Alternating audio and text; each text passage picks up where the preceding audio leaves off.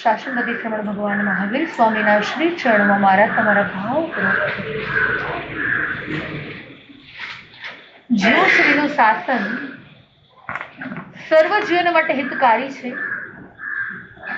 જો શ્રીની વાણી હિત મિત પરમ શ્રેયકારી છે તેવા અનંત અનંત ઉપકારી ગુરુ ભગવંત એવં મુનિમયના શ્રી ચરણમાં મારા તમારા ભાવ.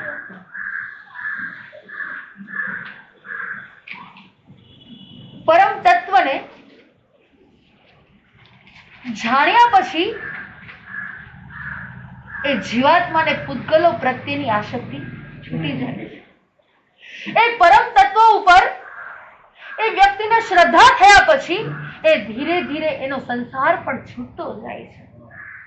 એ પરમ તત્વને સમજ્યા પછી એ ધીરે ધીરે આ સંસારની અંદર રહેલા એ વ્યક્તિ પ્રત્યેનો રાગ અને દ્વેષ પણ છૂટી જાય. પણ એ પરમ તત્વની પ્રાપ્તિ થવી ને એ અતિ દુર્લભ છે. પરમ તત્વની પ્રાપ્તિ એટલે શું? તો કે પ્રભુ પ્રત્યેની મારી શ્રદ્ધા, એ પ્રભુ પ્રત્યેનો મારો વિશ્વાસ, એ પરમાત્મા પ્રત્યેનો મારો ટ્રસ્ટ એ કેટલો છે. એક નાનકડા એવા કાલ્પનિક દ્રષ્ટાંત દ્વારા એક ગ્રંથકારે બહુ સુંદર મજાની વાત કરી છે. એક યુવાન એ કહે છે કે આવું ભગવાન જેવું કઈ હોય જ નહીં. અરે જો ભગવાન હોય તો મને મદદ કરવા તો આવે ને, મારી હેલ્પ તો કરે ને. અને એક વખત એને ભગવાનને ચેલેન્જ આપ્યું જે જો ખરેખર તમે ભગવાન હોય, જો તમે પરમાત્મા હોય તો તમે મને મદદ કરવા આવો કે ના? અને એ સમયે પ્રભુએ કીધું કે હા, જ્યારે તારી ક્રિટિકલ સિચ્યુએશન આવે ને, જ્યારે તારી ક્રિટિકલ સિચ્યુએશન આવે ત્યારે તું મને યાદ કરીશ અને હું તારી સામે આવીને ઊભો રહીશ. હું તને જરૂર હેલ્પ કરીશ, હું તારી મદદ કરીશ. અને આ યુવાનને એમ થયું કે ભગવાને કીધું તો છે, પણ હવે ક્રિટિકલ સિચ્યુએશન ક્યારે આવે કોને ખબર. એ ભાઈ તો 15મા માળે ચડી ગયો ઉપર, અને ઉપર અગાસીમાં ચડ્યા પછી એ ઉપરથી એને છલાંગ લગાવી. 15મો માળ, 14મો માળ, એ 13મો માળ, 10મો માળ, 8મો માળ, 5મો માળ. એને વિચાર આવ્યો કે ભગવાન તો ક્યાંય નથી દેખાતા. જો ભગવાન હશે તો આ સિચ્યુએશન કેવી શબ્દો કે ક્રિટિકલ છે, હું નીચે પડી રહ્યો છું, અરે હમણાં હું જમીન ઉપર પડી જઈશ, અને જો ભગવાન ન આવે તો ત્યાં ને ત્યાં મારું. તો ભગવાન તો આવતા જ નથી. 8મો માળ, 5મો માળ, 4થો માળ, એને વિચાર્યો હમણાં ભગવાન આવશે, હમણાં આવશે, પણ ક્યાંય ભગવાન આવ્યા નહીં. એટલે બીજો માળ આવ્યો ને રસ્તામાં દોરડું એને દેખાયું ને દોરડું પકડી લીધું. અને દોરડું પકડ્યા પછી એને જીવમાં જીવ આવ્યો.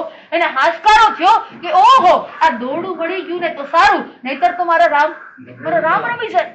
અને એ સમયે ભગવાનને કીધું કે ભગવાન, તમે ચેલેન્જ આપી હતી કે જ્યારે મારી ક્રિટિકલ સિચ્યુએશન આવશે ત્યારે તમે મને મદદ કરવા આવશો. અરે પ્રભુ, તમે મારી મદદ પણ ન કરી.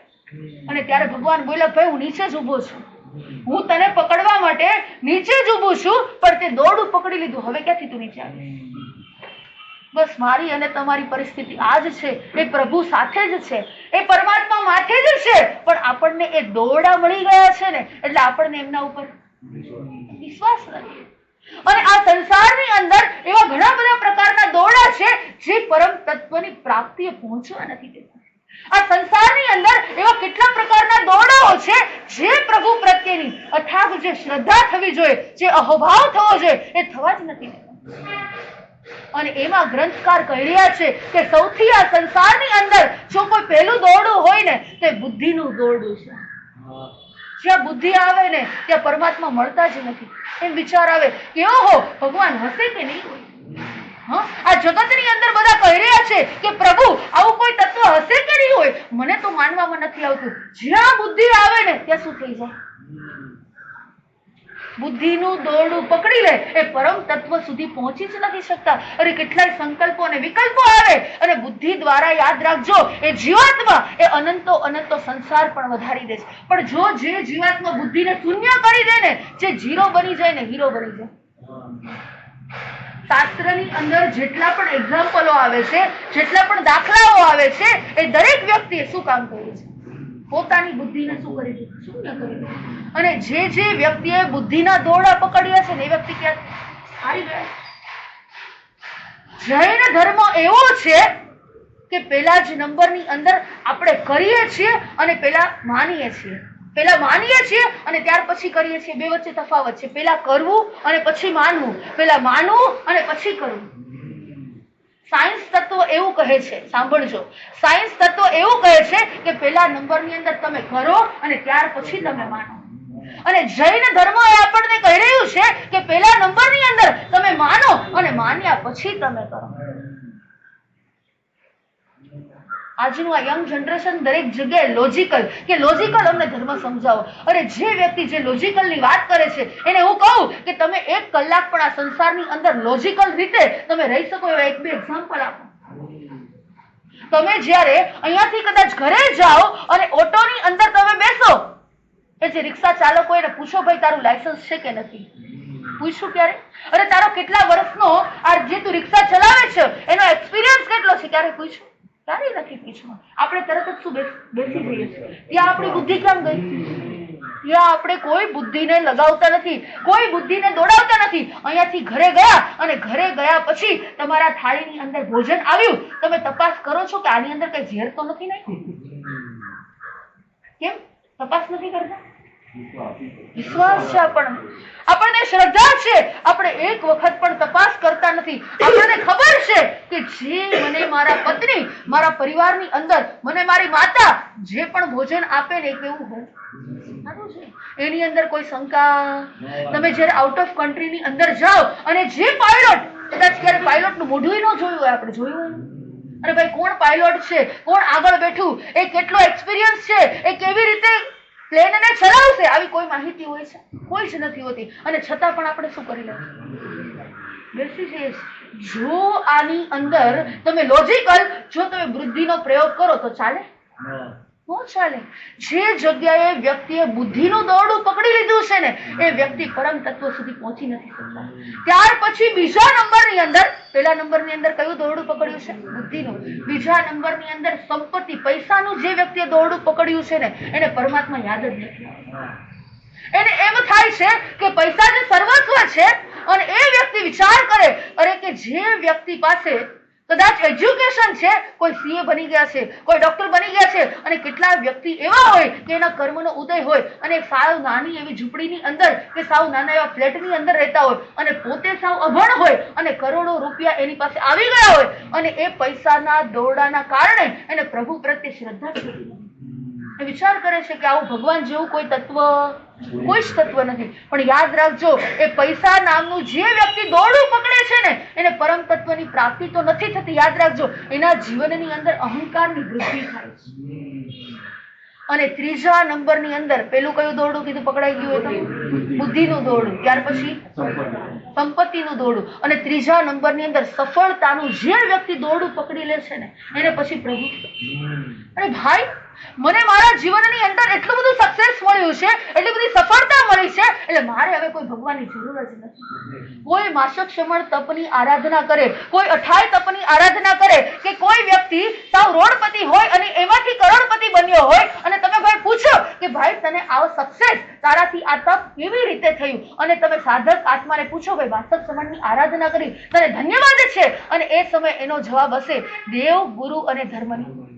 અરે ભાઈ, મારી કોઈ કેપેસિટી નથી, મારી કોઈ જ લાયકાત નથી, અને મારાથી આ તપ થયું છે ને એ માત્ર ને માત્ર દેવ, ગુરુ અને ધર્મની કૃપા. અને આ બાજુ વ્યક્તિ કરોડપતિ બની ગયો અને જ્યાં હાથ નાખે અને એને પૈસા ત્યાં મળી જાય અને એ સમયે એને પૂછવામાં આવે કે ભાઈ તારી આ સક્સેસની એ ચાવી શું છે, આ સફળ તું વ્યક્તિ બન્યો કેવી રીતે, અને એ વ્યક્તિ જો સંસ્કારી હોય ને તો કહે કે માતા પિતાના આશીર્વાદ, મારા પરિવારમાં એ વડીલના આશીર્વાદથી, અને જે વ્યક્તિને બહુમાન ભાવ ન હોય, જેના જીવનની અંદર અહોભાવ ન હોય, અને વ્યક્તિ કહેશે કે મેં મહેનત કરીને મને મળી. વ્યક્તિ જ્યારે સફળતા એને સક્સેસ મળે છે ને ત્યારે ધર્મનું ક્ષેત્ર ભૂલી જાય છે. વ્યક્તિને જ્યારે સક્સેસ બને છે ને ત્યારે એને આરાધનાઓ ભૂલી જાય છે. વ્યક્તિ જ્યારે સક્સેસ બને છે ને ત્યારે એને પરમ તત્વ જેવું કઈ લાગતું નથી લાગતું. એક દીકરો બહુ જ સ્ટડી એજ્યુકેશન કરીને આવ્યો અને એ લોજિક એવું એને જબરજસ્ત સ્ટડી કર્યું હતું કે દરેક વસ્તુ એ લોજિકલ રીતે સમજાવી શકે. આજના યંગ જનરેશન કેવી રીતે સમજાવે કે કંદમૂળની અંદર માસી જીવ છે એવું તમે પ્રૂવ કરીને બતાવો. પ્રૂવ કરવાનો એ વિચાર તો કરો કે મારા પ્રભુએ જે કીધું, મારા પરમાત્માની જે વાણી છે એ તમેવ સત્યમ નિસંકમ જમ જીણે પવયમ, તમે જે કીધું છે ને ભગવાન એ જ સત્ય છે, એની અંદર મને એક પણ જાતની શંકા. આપણને કેટલા વિચાર આવે કંદમૂળની અંદર કઈ હોય અને ઘણા તો એવા અજ્ઞાની હોય એને જોઈ અને અમને દયા આવી જાય કે માસી ભગવાને બનાવ્યું હોય એમને થોડું બનાવ્યું છે, ખાવા માટે જશે. અરે આ જગતની અંદર જેટલું પણ બનાવ્યું છે માત્ર તમારા માટે નથી બનાવ્યું. યાદ રાખજો, આ જે પણ તમને દેખાય છે એ માત્ર તમારા માટે નથી, એ કેટલાય જીવોને જીવવા માટે છે. અરે કંદમૂળની અંદર મારા પ્રભુ કહી રહ્યા છે જીવ છે, અને એની અંદર જો વ્યક્તિ શંકા કરે અને પ્રભુ કહી રહ્યા છે એનો અનંતો અનંતો સંસાર વધી જાય.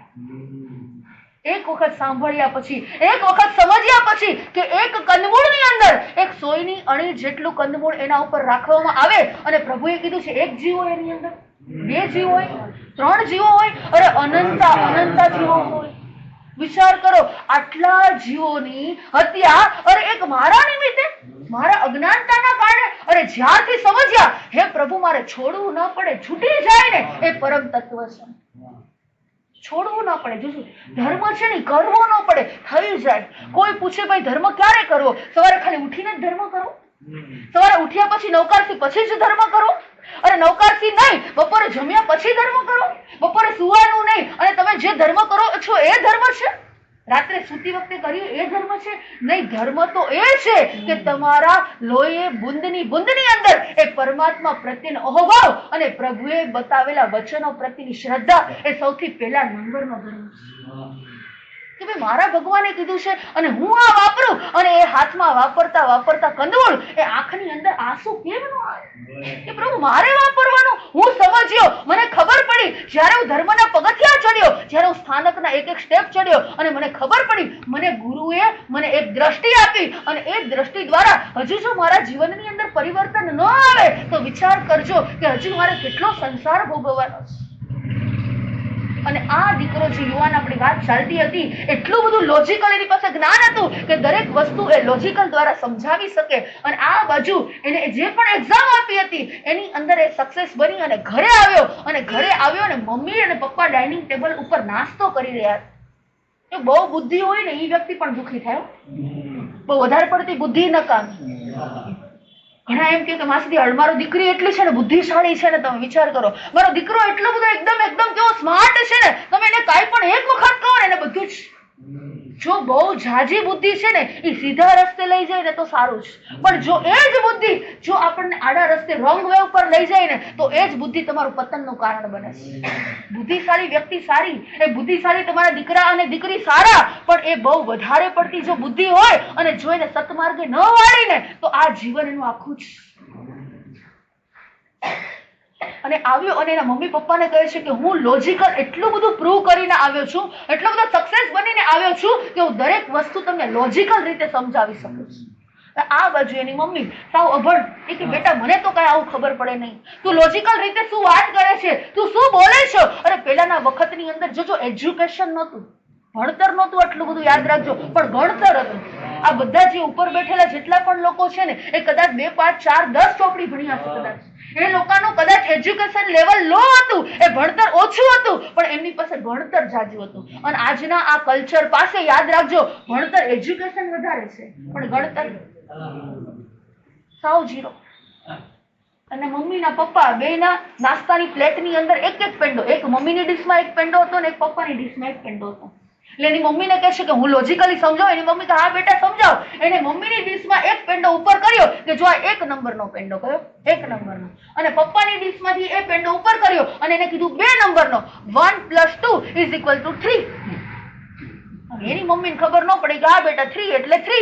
હવે એના પપ્પા કે શાંતિ રાખી કે બુધિયા તું હાવ બુદ્ધિ વગરનો છું કે આ એક પેંડો ને આ એક પેંડો માંથી 3 ક્યાંથી આવી ગયા. અને ફરી પાછું સમજાવ્યું. મમ્મીના ઉપરથી ડીશમાંથી લીધો પેંડો કે આ એક પેંડો, અને પપ્પાને ફરીથી ડીશમાંથી ઉપર કર્યો આ બીજો પેંડો, 1 + 2. અને અમને અમારા ટીચરે કીધું છે = 3.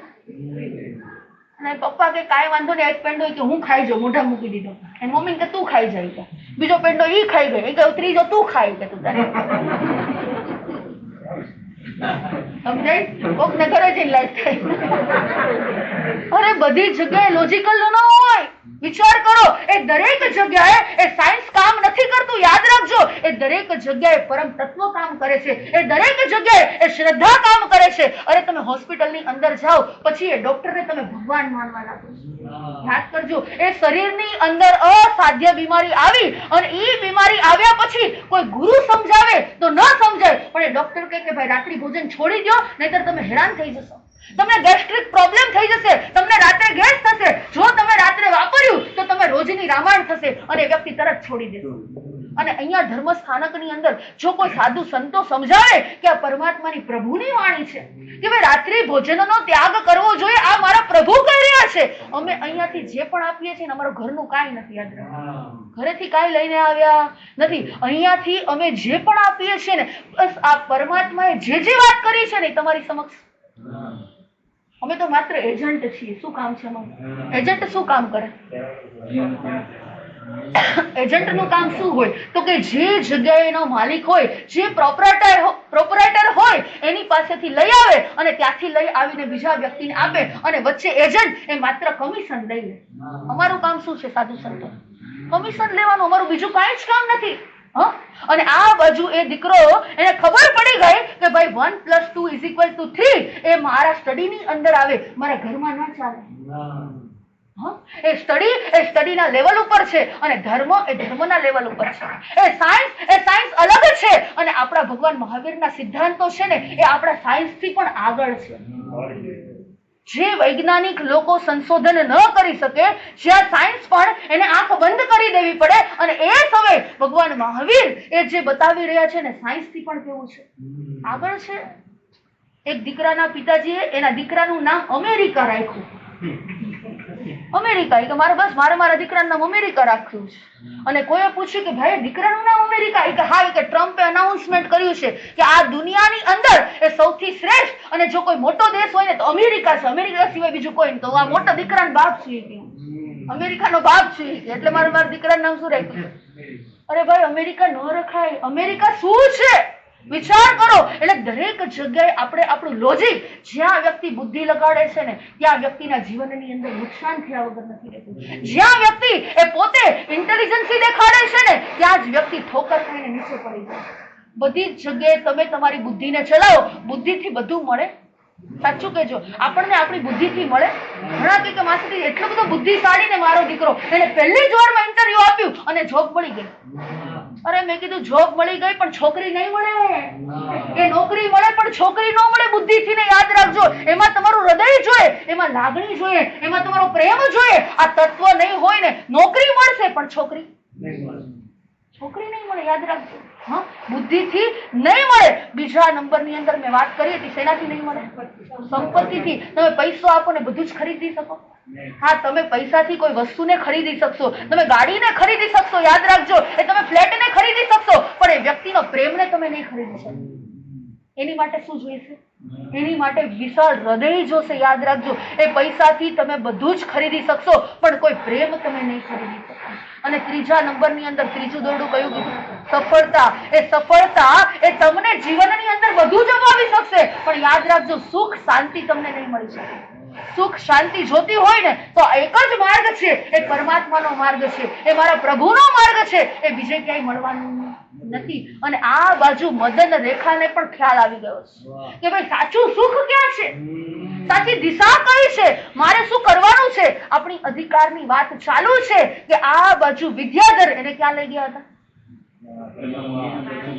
મણિચૂર મુનિના દર્શન કરવા માટે ગયા. અને એ દર્શન કરવા માટે ત્યાં ગયા અને ત્યાંથી ઉપરથી કોણ એમને વંદન કરવા માટે આવ્યું? યુગબાહુ દેવલોકની અંદર ગયા અને દેવલોકમાંથી એ મદન રેખાને 3 આદક્ષિણા પ્રદક્ષિણા કરી અને ફરી પાછા જાય છે. અને એ સમયે મણિચૂર મુનિએ કીધું કે આ તમારી સાથે જે મદન રેખા છે ને એ કોઈ સામાન્ય સ્ત્રી, અરે આ સમકીતી આત્મા છે.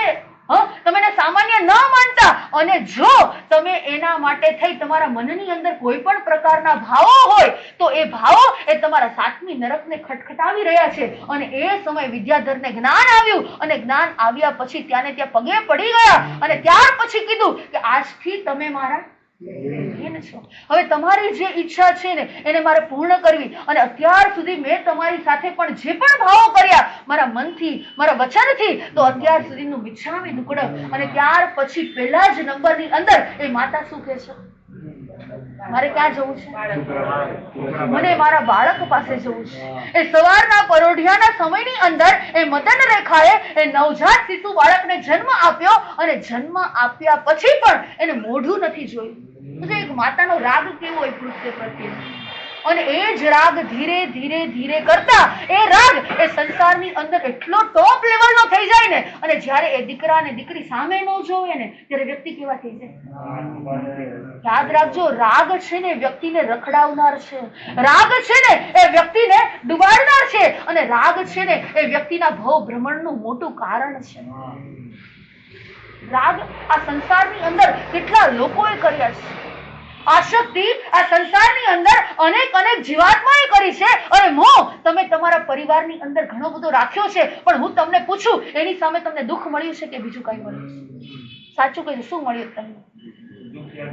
ભગવાન મહાવીર સ્વામીએ છેલ્લે અંતિમ દેશના પરમાવતા હતા અને એ સમયે એ ગૌતમ સ્વામીને ક્યાં મોકલ્યા ખબર તમને? કે દેવ શર્માને પ્રતિબોધ કરી આપ્યો.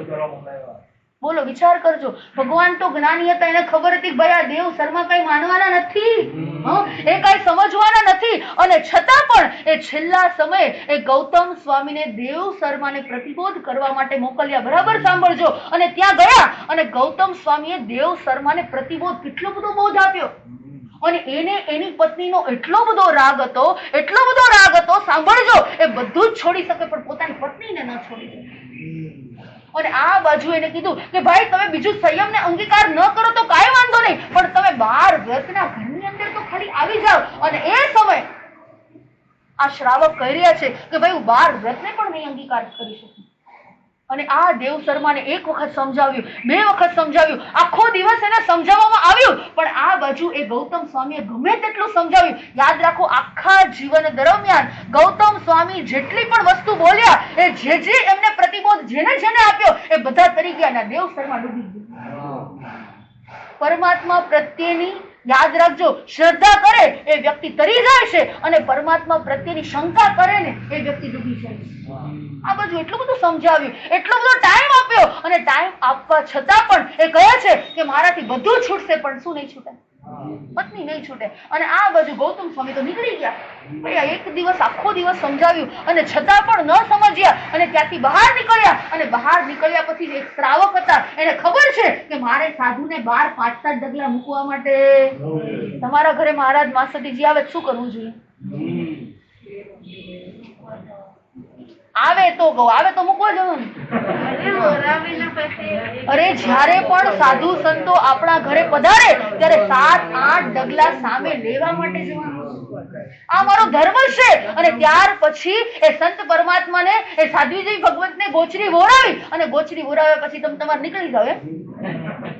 આવજો, સાતામાં રહેજો, એટલું જ પધારજો, નહીં ધર્મ લાભ આપજો એટલું જ નહીં, પણ 7 અને 8 ડગલા એક સાધક એ સંત સાધુ કે સાધ્વી એના ઘરે પધારે તો એને મૂકવા માટે જાય. અને આ બાજુ એ શ્રાવક પણ એમને મૂકવા માટે બહાર નીકળે છે. અને બહાર નીકળ્યા પછી એ સંત પરમાત્મા એટલે ગૌતમ સ્વામી ગુરુ તો નીકળી ગયા, અને નીકળ્યા ને ફરી પાછું આ દેવ શર્મા ઘરમાં આવ્યા. અને વિચાર કરે છે કે આ જે સંતે વાત કરી એ તો સાચું જ છે, પણ હજુ મને મારી પત્ની પ્રત્યે મને ખૂબ પ્રેમ છે, મને એના પ્રત્યે એટલી બધી લાગણી છે, અને મારા આખા જીવનનું આ દુનિયાનું જો કોઈ સર્વસ્વ હોય ને તો મારી પત્ની છે. બસ એક જ વિચાર છે. અને અંદર ગયા અને જતા જતા પેલાના વખતની અંદર પીઢિયા હતા. શું હતા? તમે આમ અંદર ઘરમાં જાઓ તો નીચે વળીને જવું પડે. જોજો પેલાના ઘર કેમ આવા હતા, બારણા નાના હતા. આવું કેમ રાખ્યું હશે? વિચાર તો કરો, કેમ આવું કર્યું હશે? તો એ સમયે તે મોટું ધારે તો થઈ શકે ને, ડોર મોટો જેટલો કરવો એટલું થઈ શકે, પણ એ સમયે નાના ડોર હતા, અને એમાં અમારા જેવા કોઈ હાઈટ વાળો તો કેટલું નમીને નીચે નમીને જવું પડે. એટલા માટે એ વડીલોએ રાખ્યું હતું કે ઘરની અંદર જે પણ વ્યક્તિ આવે ને એ અહંકાર, એ અભિમાન, એ પોતાનું વર્ચસ્વ એ બહાર મૂકીને આવે ને, જ્યારે અંદર આવે ને ત્યારે વ્યક્તિ નમીને આવે, એ સરળ બનીને આવે. જો પેલાના ઘરો, એના બાંધકામો, એની જે પણ વ્યવસ્થા હતી ને એ આજના કોઈ પણ, આજે ગમે તેટલું તમે બનાવો, કોઈ એન્જિનિયર એવું કામ ન કરી શકે. યાદ રાખજો, કોઈ એવો પ્લાન બનાવી ન શકે. એ પેલા વગર પ્લાનની અંદર જે ઘર બનતા હતા, અને જેવા અંદર ગયા અને પીઢીઓ ભૂલી ગયા, અને ત્યાં દેવસરમાં ભટકાયા, અને જેવા ભટકાયા અને માથે તરત ને તરત બ્રેન હેમરેજ થઈ ગયું, ત્યાં લોહી નીકળી ગયું, અને ત્યાં એ આયુષ્ય પૂરું થઈ ગયું. યાદ રાખજો, શું થયું? આયુષ્ય પૂરું થઈ ગયું. અને શાસ્ત્રકાર ભગવંતો ત્યાં સુધી કહે છે કે દેવ શર્માનું આયુષ્ય પૂરું થઈ ગયું એટલે કામ પૂરું થઈ ગયું નહીં. એને જે રાગ પત્ની પ્રત્યે રાગ હતો, અને એ જ સમયે ત્યાં આયુષ્ય પૂરું થયું, અને આ બીજી બાજુ એના પત્નીના માથામાં જૂ તરીકે ઉત્પન્ન થયા. બોલો, કેવી રીતે ઉત્પન્ન થયા? જૂ તરીકે ઉત્પન્ન થયા. જેટલી આસક્તિ છે ને ત્યાં ઉત્પત્તિ છે. જ્યાં જ્યાં તમને રાગ છે ને, યાદ રાખજો, એ તમને 100% રોવરાવશે. અને આ બાજુ એ માથા ઉપર એ જૂ તરીકે જીવ ઉત્પન્ન થયો, અને એ સમયે જૂને કોઈ સાચે તમારા માથામાં નીકળે? અરે ગ્રંથકારની વાતની અંદર લખેલું છે કે એના પત્નીના માથામાં નીકળેલી જૂ એ અજ્ઞાનતાના કારણે ત્યાંને તે હાથમાં લઈને એને શું કરી નાખે? મસળી નાખે. પ્રેમ હતો ને ભાઈ, લાગણી હતી ને, તમને એમ હતું ને આરો મારો પતિ છે, અરે આ મારી પત્ની છે, અરે એ રાગ એને છેલ્લે શું કરાવી? વિચાર કરો. એ દેવ શર્માનો આત્મા એ ત્યાંથી આયુષ્ય પૂર્ણ કરી, અને આ બાજુમાં એ જૂ તરીકે ઉત્પન્ન થયો, એનું ત્યાંનું આયુષ્ય પૂર્ણ કરી, અને ફરી પાછો અનંતો સંસાર એ વેરની અંદર કન્વર્ટ થયો એને પત્નીની સાથે. કારણ કે ત્યાં કેવી રીતના મસળી હતી, એ જૂને મસળી, અને ફરી પાછો અનંત સંસાર એ વેરાનું બંધના કારણે દરેક ભવમાં મળ્યા. એ રાગ છે ને વિચારીને કરવો, મોહ છે ને સંસારની અંદર એ સમયે વિચાર કરો કે ભાઈ મને આ દુઃખનું કારણ તો નહીં થાય ને. ઘણા કે હું મારી મમ્મી વગર ન રહી શકું, ઘણા કે હું પપ્પા વગર ન રહી શકું, કોઈ કહે હું મારી પત્ની વગર ન રહી શકું, કોઈ કહે હું મારા પતિ વગર ન રહી શકું. પણ યાદ રાખજો, એક દિવસ આ બધા વગર રહેવાનું જ. વિચાર કરો, બધા મૂકીને ચાલ્યા જવાના છે. એ વિચાર કરો કે આપણે હોય તો કે ભાઈ આપણા દાદા છે, તો કે નહીં, આપણા દાદા પણ પપ્પાને મૂકીને વયા ગયા. એ દાદા છે, દાદાના પિતા પણ એને મૂકીને ગયા. આ કાળની અંદર, આ પંચમ આરાની અંદર દુઃખ તો છે જ, પણ એ લાગણીનું દુઃખ સૌથી વધારે છે. એ રાગનું દુઃખ એ અતિ વધારે છે. અને આ બાજુ જોજો, એ વ્યક્તિ સંકિતી આત્માને પણ રાગ હોય. યાદ રાખજો, એને પણ રાગ હોય, પણ એનો રાગ કેવો હોય? દુઃખી કરનારનો હોય. યાદ રાખજો, એનો રાગ એ વિતરાગતા તરફ કન્વર્ટ થઈ જાય. અને આ બાજુ એ જંગલની અંદર આવે છે, આમ તેમ શોધે છે, પણ ક્યાંય એમનો દીકરો, કોઈ જગ્યાએ દીકરો નથી મળતો. અને આ બાજુ વિદ્યાધરને વિચાર આવે છે કે હું પણ શોધું છું, અરે મારી પાસે તો અવધિ જ્ઞાન છે, અરે એક વખત હું ઉપયોગ મૂકું અને મને ખબર પડી જશે કે આ દીકરો કઈ જગ્યાએ છે. અને એને ઉપયોગ મૂક્યો, અને હવે ખરેખર આપણો જે અધિકાર છે એની શરૂઆત જ અહીંયાથી થાય છે. મુખ્ય અધિકારની વાત આપણી અહીંયાથી જ આવે છે. અને જેવો ઉપયોગ મૂક્યો એ દેવે, અને ખબર પડી કે તમારો દીકરો મિથિલા નગરીની અંદર છે. ત્યારે મિથિલા નગરીની અંદર ચંડ પ્રદ્યોત નામના રાજા, અને એમને ત્યાં છે. અને એ સમયે કેવી ઘટના બની અને એમના ઘરે કેવી રીતે ગયો એ આપણે સમજીશું. કે આ જીવ જે જંગલની અંદર હતો, અને ચંડ પ્રદ્યોત રાજા એ રાજ સિંહાસન ઉપર બેઠેલા હતા, અને ત્યારે એમના સૈનિક આવ્યા, અને સૈનિકે વાત કરી કે જે આપણો સફેદ હાથી હતો ને એ આયુધ શાળામાંથી ભાગી ગયો. એ ક્યાંક ખોવાઈ ગયો છે. અને આ બાજુ ચંડો પ્રદ્યોત રાજા હતા અને એની પાસે એવી કળા હતી કે એ અશ્વને પણ પોતાના કંટ્રોલમાં લાવી શકે અને એક હાથીને પણ શું કરી શકે, એક કંટ્રોલમાં લાવી શકે. અને ત્યાંથી રાજ સિંહાસનમાંથી ઊભા થયા અને ઊભા થઈ અને આ શ્વેત હાથીને આયુધશાળામાંથી જે ભાગી ગયો હતો એને શોધવા માટે નીકળ્યા. આયુધશાળા એટલે શું પેલા ખબર હોવી જોઈએ. શાસ્ત્રની અંદર એક એક શબ્દો આવે અને આપણને ખબર પડવી જોઈએ કે આ આયુધશાળા શું કહેવામાં આવે છે, જેની અંદર અસ્ત્રો શસ્ત્રો હાથી ઘોડા એટલે કે જ્યારે યુદ્ધના મેદાનમાં ચડાઈ કરવા માટે જાય અને રાજાની પાસે જે સામગ્રી હોય ને એ જે સામગ્રી જે સ્થાન ઉપર રાખે ને એને આયુધશાળા કહેવામાં આવે છે. અને એ આયુધશાળાની અંદર સફેદ હાથી જે ખૂબ પ્રિય હતો, ખૂબ માનીતો હાથી હતો અને આ ગયો અને આ બાજુ ચંડ પ્રદ્યોત રાજા એ જંગલે નીકળે છે કે ભાઈ ગયો હોય તો જાય ક્યાં. અને જેવા જંગલની અંદર ગયા અને જેમ જેમ અંદર જતા જાય છે અચાનક કોઈ બાળકનો રડવાનો અવાજ આવે છે અને વિચાર કરે છે કે આ જંગલની અંદર આ બાળકના રડવાનો અવાજ. અને જે તરફથી અવાજ આવતો હતો આ ચંડ પ્રદ્યોત રાજા એ તરફ જાય છે અને જઈ અને જોવે છે અને બાળક નવજાત શિશુ જન્મેલું હોય છે. અને પેલા સૈનિકોને કહે છે કે ભાઈ તમે આજુબાજુ ચેક કરો કે આની કોઈ માતા તો નથી ને, આજુબાજુમાં તમે ચેક કરો કે આના પિતા તો નથી ને, કે કોઈ કામ પર ગયા હોય અને આ એના બાળકને રાખ્યું હોય. સૈનિકોએ આજુબાજુ 1 2 3 4 5 કિલોમીટર સુધી તપાસ કરી પણ કોઈ દેખાતું નથી, કારણ કે ક્યાંથી હોય આ બાજુ જન્મ આપ્યો અને વિદ્યાધર એમને ઉપાડીને લઈ ગયા હતા. અને એ સમયે રાજાને વિચાર આવે છે કે આ જંગલની અંદર નવજાત શિશુને આમ છોડી દેવું યોગ્ય નથી. એક રાજાનું મારું કર્તવ્ય છે કે કોઈ પણ પ્રજા અરે એક નાનું બાળક પણ હોય એ દુઃખી થાય તો હું સુખેથી રહી શકું નહીં. હવે આ ચંડ પ્રદ્યોત રાજા એ પોતાના નગરની અંદર લઈ જાય છે અને લઈ ગયા પછી એના કેવા પ્રકારનો જન્મોત્સવ ઉજવશે અને એ બાળક આવ્યા પછી એમના રાજ દરબારની અંદર એમના રાજ્યની અંદર કેવા પ્રકારના ફેરફારો થાય છે એ બધા જ ભાવોને આપણે સાંભળીશું. જેટલા અંશે આપણા હૃદયની અંદર અવધારીશું એટલા અંશે મારો અને તમારો આત્મા દીજે.